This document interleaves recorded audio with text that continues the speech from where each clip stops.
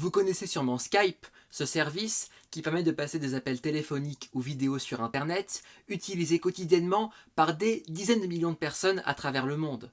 Bien que l'entreprise Skype ait été cofondée en 2003 par un Danois et un Suédois et qu'elle fut rachetée en 2011 par le géant américain de l'informatique Microsoft, le logiciel qui permet le fonctionnement de cette application très populaire a été co-développé par 3 programmateurs informatiques, tous originaires du même pays, l'Estonie. Et oui, l'Estonie, qui, jusqu'en 1991, faisait partie de l'URSS, a connu, au cours de ces 30 dernières années, une transformation économique remarquable au point de devenir un pôle technologique de premier plan en Europe. Un véritable changement de cap pour ce tout petit pays qui a connu une histoire tourmentée mais qui demeure largement méconnue en Europe occidentale. C'est justement ce à quoi nous allons remédier dans ce 55e épisode des Drapeaux du Monde.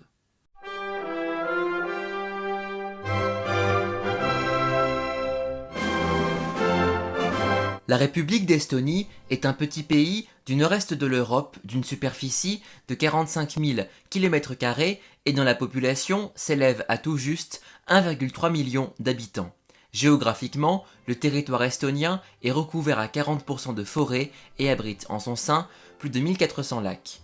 En plus du territoire continental, on compte plus de 2200 îles qui sont sous la souveraineté de l'Estonie qui, du fait de sa latitude et de son exposition au courant maritime, connaît un climat continental caractérisé par 4 saisons d'une longueur quasiment équivalente, avec des hivers froids et plutôt secs et des étés relativement doux et humides. L'Estonie, qui partage ses frontières terrestres avec la Lettonie au sud et la Russie à l'est, est séparée de la Finlande par le golfe de Finlande au nord et de la Suède par la mer Baltique à l'ouest.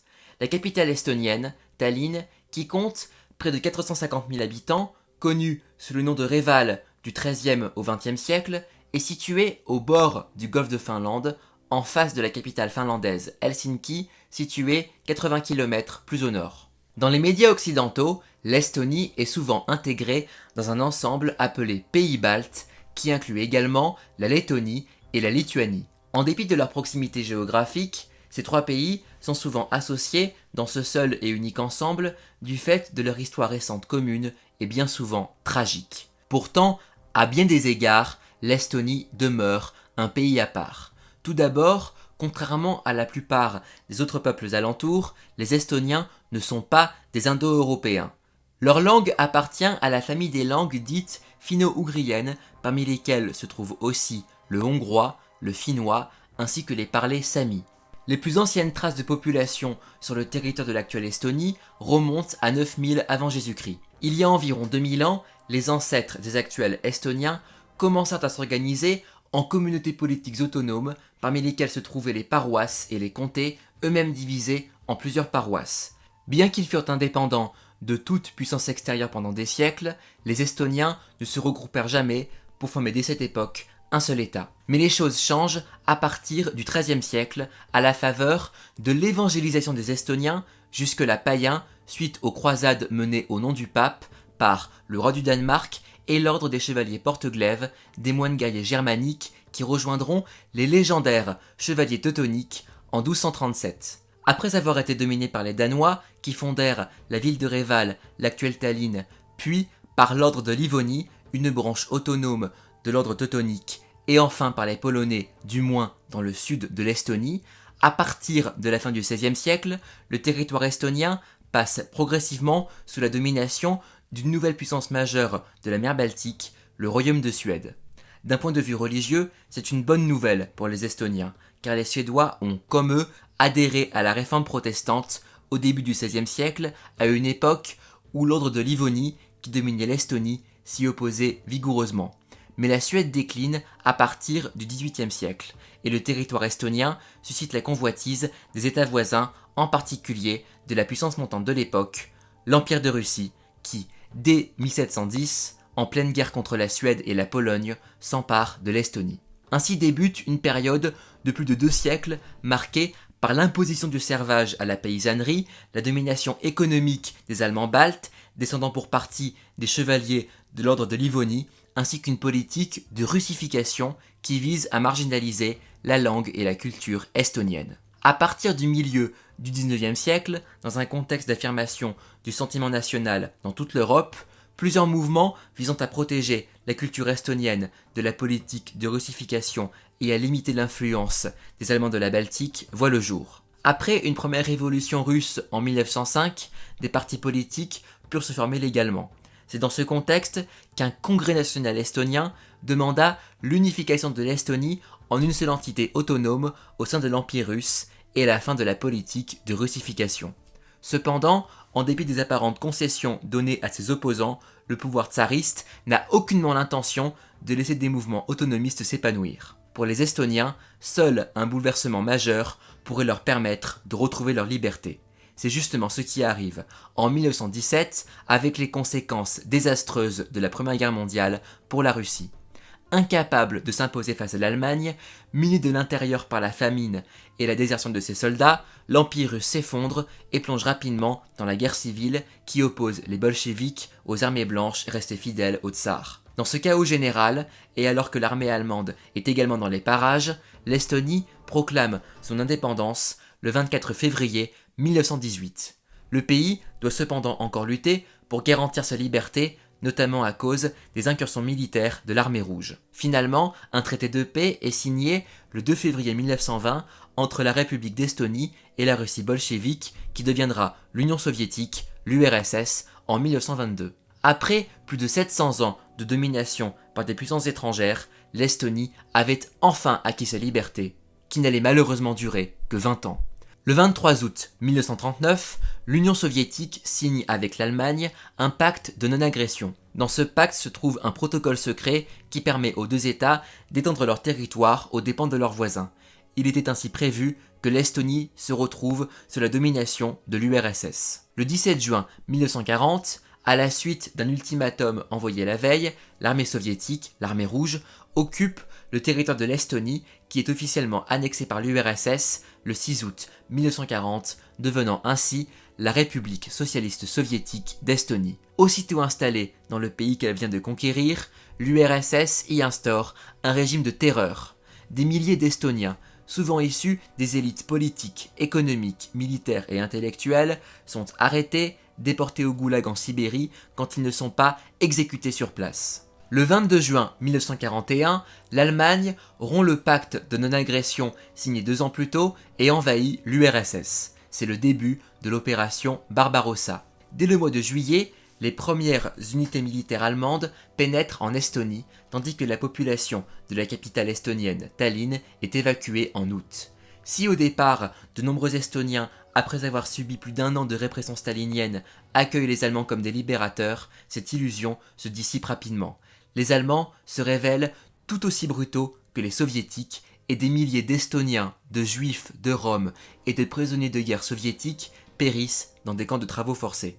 Au final, l'Estonie sera l'un des pays les plus dévastés par la Seconde Guerre mondiale. En comptant le nombre de morts, de déplacés, de déportés et de disparus, le pays a perdu environ 25% de sa population d'avant-guerre, soit l'un des pourcentages les plus élevés au monde. En plus des destructions physiques causées par la guerre, la société estonienne, à l'image de celle des autres pays de l'Europe occupée, fut profondément divisée entre ceux qui collaborèrent avec les Allemands, ceux qui combattirent de gré ou de force au sein de l'armée rouge et ceux qui ne cherchèrent qu'à survivre dans cette période tourmentée. À l'automne 1944, l'armée rouge reprend le contrôle du territoire estonien qui est aussitôt réintégré au sein de l'URSS en tant que République soviétique. Ainsi, loin d'être une libération, le départ des Allemands et le retour des Soviétiques s'apparentent pour les Estoniens au passage d'une occupation à une autre. Si, à la fin de la guerre, l'URSS impose un redécoupage des frontières de l'Europe centrale et orientale à son avantage, ce qui inclut l'annexion des pays baltes dont l'Estonie, les alliés occidentaux ne reconnurent jamais officiellement ce qu'elles considèrent être le rattachement par la force d'États souverains. Qui plus est, cette annexion eut lieu dans le cadre du pacte de non-agression que l'URSS avait signé avec l'ennemi commun des Alliés, l'Allemagne. C'est ainsi que les Occidentaux continuent de reconnaître l'Estonie comme État indépendant à travers le gouvernement en exil formé en 1944 et qui maintiendra son existence tout au long de la guerre froide. Malheureusement pour les Estoniens, les Soviétiques ne se soucièrent guère des remontrances des Américains et de leurs alliés. Une fois revenus en Estonie, les soviétiques imposent une nouvelle vague de répression marquée par la déportation de ceux qui sont accusés, à tort ou à raison, d'avoir collaboré avec les Allemands pendant la guerre, ainsi qu'une politique de collectivisation des terres agricoles et de développement de l'industrie lourde, ce qui eut un impact désastreux sur l'environnement. Surtout, les années d'après-guerre en Estonie furent marquées par l'arrivée massive depuis la Russie de populations russophones. Si, officiellement, cette politique a pour but d'aider à la reconstruction de l'Estonie dévastée par la guerre, l'objectif réel pour Moscou est de s'assurer un meilleur contrôle d'un territoire que le pouvoir soviétique sait lui être hostile. D'ailleurs, à la fin des années 40, un mouvement de guérilla baptisé les Frères de la Forêt émerge dans les 3 pays baltes afin d'y chasser l'armée rouge. Mais la réaction implacable des soviétiques fait que cette armée rebelle disparaît dès le milieu des années 50. L'armée rouge en profite pour renforcer sa présence en Estonie, notamment en réquisitionnant des pans entiers du territoire estonien pour y construire des bases et y envoyer des soldats. En parallèle, l'arrivée continue des russophones fait passer la part des Estoniens vivant au sein de leur propre territoire de 97% en 1945 à 62% en 1989. Mais en 1985, l'arrivée au pouvoir de Mikhail Gorbatchev va provoquer des bouleversements qui vont entraîner la disparition de l'URSS et donc le retour de la liberté pour l'Estonie. Dès 1987 débute une série d'événements appelés plus tard la Révolution chantante, événements qui mèneront à l'indépendance de l'Estonie en 1991. Dans la foulée de la perestroïka lancée par Gorbatchev dans toute l'URSS, des partis politiques, y compris des mouvements non communistes et indépendantistes, voient le jour en Estonie et la population n'hésite plus à manifester son mécontentement face à la dégradation de la situation économique et environnementale. Un premier pas vers l'indépendance est franchi en 1988 lorsque l'Estonie devient la première république soviétique à proclamer la primauté des lois locales sur celles communes à l'ensemble de l'URSS. Le 23 août 1989, un peu plus de 2 mois avant la chute du mur de Berlin et 50 ans jour pour jour après la signature du pacte de non-agression entre l'Allemagne et l'URSS, plus de 2 millions d'Estoniens, de Lettons et de Lituaniens forment une immense chaîne humaine surnommée la Voie balte qui traverse les 3 républiques alors encore sous domination soviétique et attire ainsi l'attention du monde entier sur leur sort et leurs revendications. En 1990, un congrès national estonien se forme dans le but de préparer l'Estonie à l'indépendance qui est alors de plus en plus imminente. Lors d'un référendum en mars 1991, plus de 78% des votants approuvent l'indépendance de la République d'Estonie qui sera proclamée le 20 août 1991 au lendemain de l'échec de la tentative de putsch contre Gorbatchev à Moscou, événement majeur qui contribua beaucoup à accélérer la désintégration de l'URSS. Le 6 septembre, le pouvoir soviétique reconnaît officiellement l'indépendance de l'Estonie qui intégrera les Nations Unies 11 jours plus tard, le 17. C'est en 1994 que les dernières unités de l'armée russe quittent le territoire estonien. Aussitôt l'indépendance retrouvée, l'Estonie se lance dans une série de réformes politiques et économiques qui doivent lui permettre de passer d'une économie planifiée à une économie de marché et surtout de sortir de la zone d'influence de la Russie pour se rapprocher des Occidentaux. Après plus d'une décennie de réformes souvent difficiles, les efforts finissent par payer.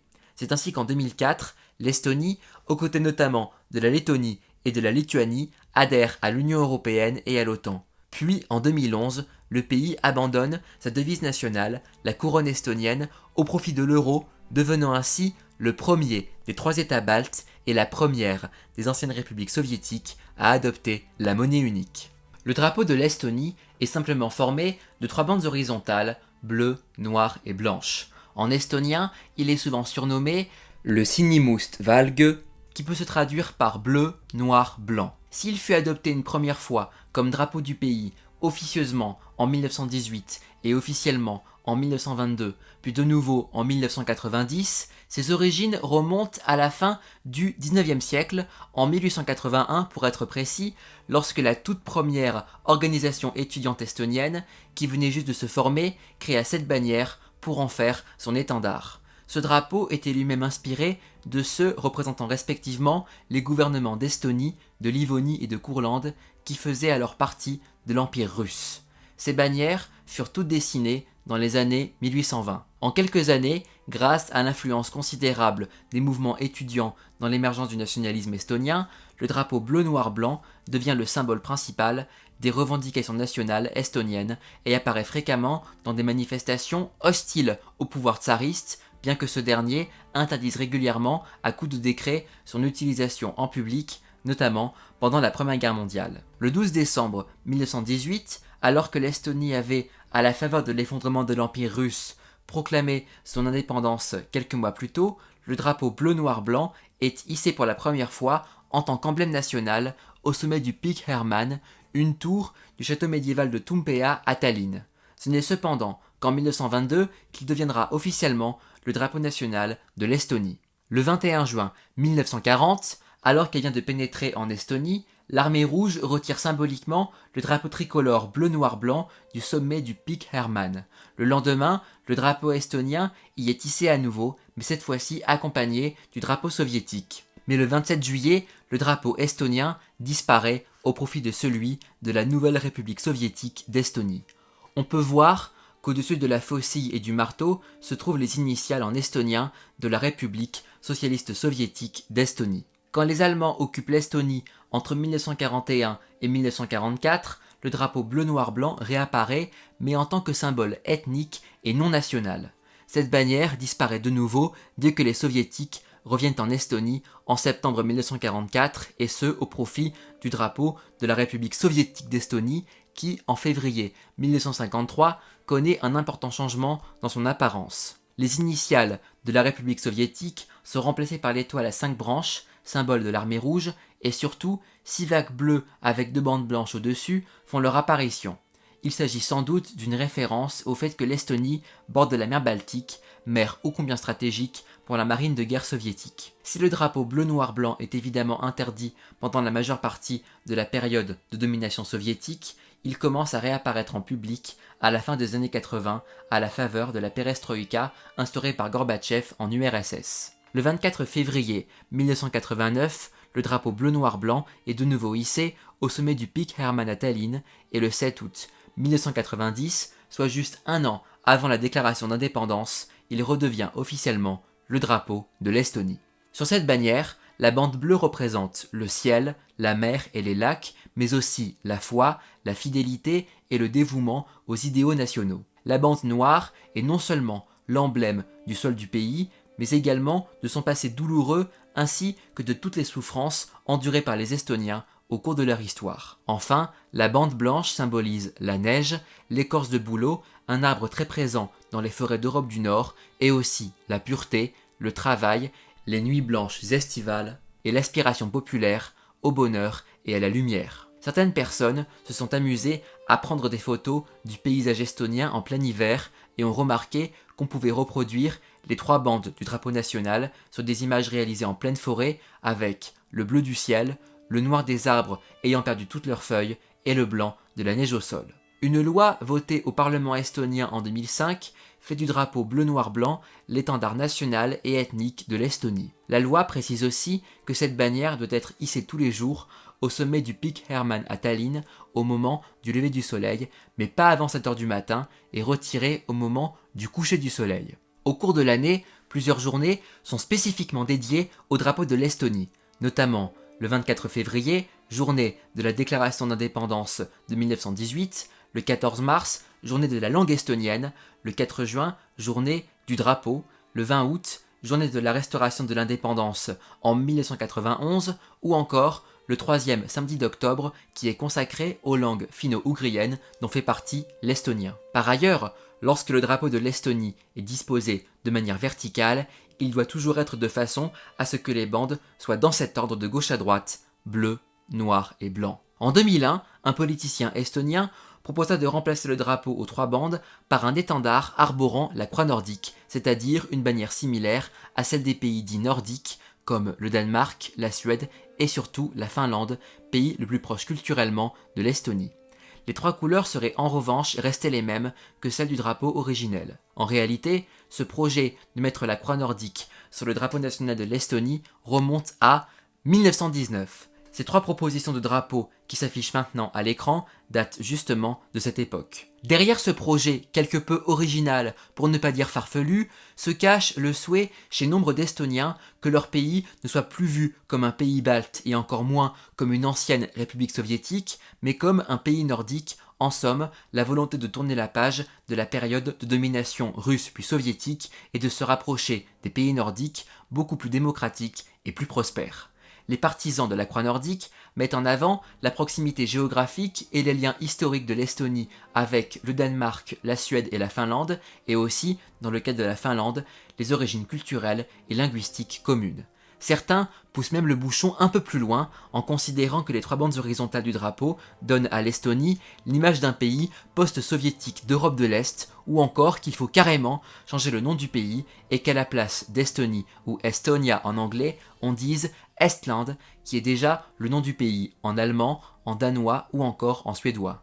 Fait amusant, les hymnes nationaux estoniens et finlandais ont pour point commun d'avoir des mélodies identiques, bien que les paroles soient différentes. Au cours des 30 années qui ont suivi la restauration de son indépendance à la faveur de l'effondrement de l'URSS, l'Estonie a connu des transformations remarquables, que ce soit au niveau politique et économique. Après avoir subi des années de planification sous la férule du système communiste, l'économie estonienne est aujourd'hui l'une des plus libérales au monde et le pays est considéré comme l'un des plus favorables dans le domaine des affaires en Europe. L'Estonie possède aujourd'hui l'un des revenus moyens par habitant les plus élevés d'Europe de l'Est et est l'un des pays ayant le plus faible niveau d'endettement du vieux continent. Si l'agroalimentaire, la banque, la construction et l'industrie minière sont des secteurs importants, c'est le domaine des nouvelles technologies et en particulier celui d'Internet qui est le nouveau pilier de l'économie estonienne. En plus de Skype, l'Estonie est aussi le pays d'origine de nombreuses startups, ces jeunes entreprises innovantes à forte croissance. Selon plusieurs estimations, l'Estonie serait même le pays ayant le plus grand nombre de startups par habitant au monde. Sur le plan politique, l'ancienne République soviétique se caractérise par un haut niveau de respect des libertés fondamentales et par un faible niveau de corruption.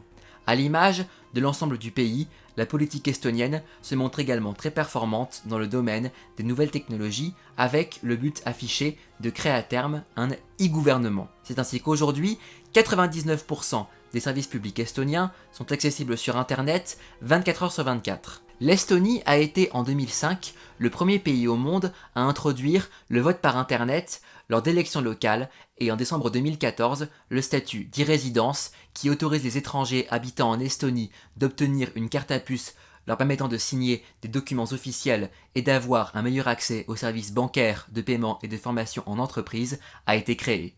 Dernier exemple frappant, lors des élections législatives de mars 2019, 44% des électeurs estoniens votèrent sur Internet. On l'a donc compris, l'Estonie a largement réussi sa transformation politique et économique. Pour autant, le tableau est loin d'être parfait. Les réformes économiques ayant permis la transition d'une économie socialiste à une économie de marché furent socialement douloureuses pour une grande partie de la population, et la part importante du secteur bancaire dans l'économie rend l'Estonie vulnérable aux crises financières mondiales, comme ce fut le cas en 2008. De plus, le niveau de vie moyen par habitant, malgré des progrès considérables, est encore loin du niveau moyen de l'Europe occidentale. Mais s'il y a bien un domaine dans lequel l'Estonie doit encore faire face à de nombreux problèmes, c'est celui de la politique étrangère et plus particulièrement des relations avec la Russie. L'Estonie a, dès la restauration de son indépendance en 1991, fait le choix de s'éloigner le plus possible de l'influence de Moscou pour se rapprocher des Occidentaux. L'adhésion en 2004 de la petite République balte à l'Union européenne et surtout à l'OTAN a été particulièrement mal vécue par les Russes qui voyaient dorénavant ces deux organisations s'étendre jusqu'à leurs frontières. En réaction à cette nouvelle donne, la Russie dispose de plusieurs leviers pour faire pression sur l'Estonie. Tout d'abord, cette dernière dépend totalement de son grand voisin pour son approvisionnement en gaz. La Russie peut ainsi suspendre ses livraisons du jour au lendemain en cas de forte tension. Depuis quelques années, l'Estonie cherche à réduire sa dépendance au gaz russe et se tourne vers d'autres acteurs, en particulier les États-Unis. Ensuite, et c'est là un héritage de la période soviétique, un quart des habitants de l'Estonie sont d'ethnie russe. Même si la situation est bien meilleure que dans les années 90 et 2000, beaucoup de russophones se sentent encore discriminés. Ils ne peuvent pas par exemple obtenir un poste dans la fonction publique s'ils ne maîtrisent pas l'estonien, et certains n'ont même pas accès à la nationalité estonienne, ce qui les prive de la plupart de leurs droits civiques. Suite à l'invasion de l'Ukraine et à l'annexion de la Crimée par la Russie début 2014 sous prétexte que les russophones y étaient menacés, l'Estonie craint que Moscou puisse utiliser sa propre population de langue russe comme une cinquième colonne dans le but de déstabiliser le pays de l'intérieur, voire d'envahir son territoire en intégralité ou en partie. Pour répondre aux inquiétudes de Tallinn, les pays membres de l'OTAN, États-Unis en tête, ont envoyé des troupes en Estonie afin d'y effectuer des manœuvres militaires de grande envergure et d'afficher leur volonté de protéger les pays d'Europe centrale et orientale face aux ambitions russes. La Russie a toutefois déjà attaqué l'Estonie par un moyen que cette dernière maîtrise pourtant à la perfection, Internet. Au printemps 2007, l'Estonie a été victime de ce qui peut être considéré comme étant la première cyberattaque menée contre tout un pays de l'histoire. Suite au déplacement d'une statue en bronze d'un soldat de l'armée rouge ainsi que les restes de soldats soviétiques du centre de Tallinn à sa périphérie, auquel la communauté russophone d'Estonie et le gouvernement russe s'opposèrent vigoureusement, la plupart des sites web estoniens, ceux du Parlement, des ministères, des banques et des principaux médias, furent victimes d'une série de cyberattaques qui entraînèrent leur paralysie pendant plusieurs jours. Si aucun coupable n'a été officiellement trouvé, l'arrestation puis la condamnation d'un Estonien d'origine russe quelques mois après l'incident, les déclarations d'un membre du Parlement russe et les accusations directement portées par Tallinn contre Moscou laissent planer l'ombre de la Russie derrière cette cyberattaque alors inédite. Au final, on peut considérer que les tensions entre l'Estonie et la Russie sont un reflet de l'opposition beaucoup plus large entre Moscou et les Occidentaux. Même s'il y a peu de chances que la situation change rapidement, espérons que l'Estonie, à l'image du reste de l'Europe, pourra à terme connaître une relation apaisée avec la Russie afin de garantir sa prospérité et son indépendance et de poursuivre sa remarquable transformation. Et voilà, c'est la fin de cette vidéo consacrée au drapeau de ce pays étonnant qu'est l'Estonie. J'espère que ce petit voyage vous aura plu. N'oubliez pas d'aimer et de partager cette vidéo comme toutes les autres. N'oubliez pas non plus de vous abonner dès maintenant à ma chaîne YouTube. Et retrouvez-moi également sur Facebook et sur Instagram. Pour le 56e épisode des Drapeaux du Monde, changement de continent, puisque nous irons tout au sud de l'Afrique à la découverte du drapeau du tout petit royaume de l'Eswatini, anciennement appelé Swaziland. D'ici là, prenez bien soin de vous, je vous retrouve très vite pour des vidéos passionnantes. À bientôt les amis, salut!